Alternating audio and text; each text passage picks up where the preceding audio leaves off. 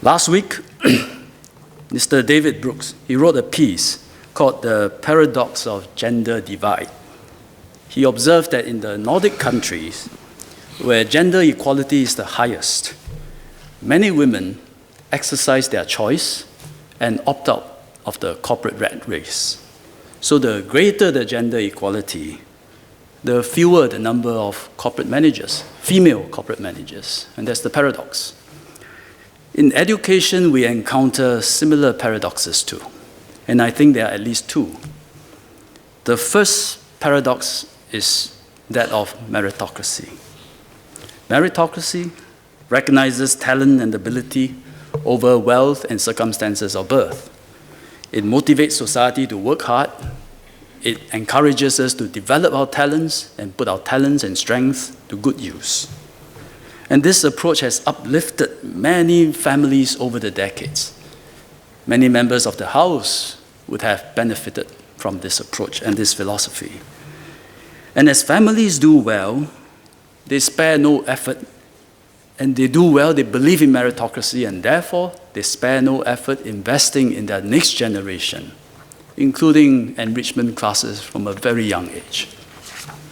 Hence, children today from more affluent families are now doing better from those from lower income families in school. Unlike the first generation of Singaporeans, where students are mostly from humble backgrounds, the next generation is pushing off blocks from different starting points. And students from affluent families have a head start. So meritocracy, arising from a belief in fairness, seems to have paradoxically resulted in systemic unfairness. And that's the question we all ask ourselves. There's a second paradox, and that is of inequality. When I was young, most of my classmates, including myself, were all from humble backgrounds.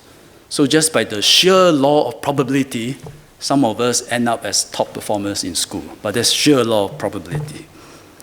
Today, the percentage of students from similar backgrounds are much smaller, and it continues to shrink. 10 years ago, about 20% of our employed households had an income of $3,000 or less at 2017 dollars. Today, that has gone down to well below 15%. And I think it will continue to shrink as we continue to uplift families. So this is a happy outcome. But as we successfully uplift more poor families, the smaller group of families that remain poor are facing increasingly difficult challenges. Their challenges are also translated to their children's performances in school. So as we uplift poor families, the greater the achievement gap between the rich and poor in school. And that's the second paradox.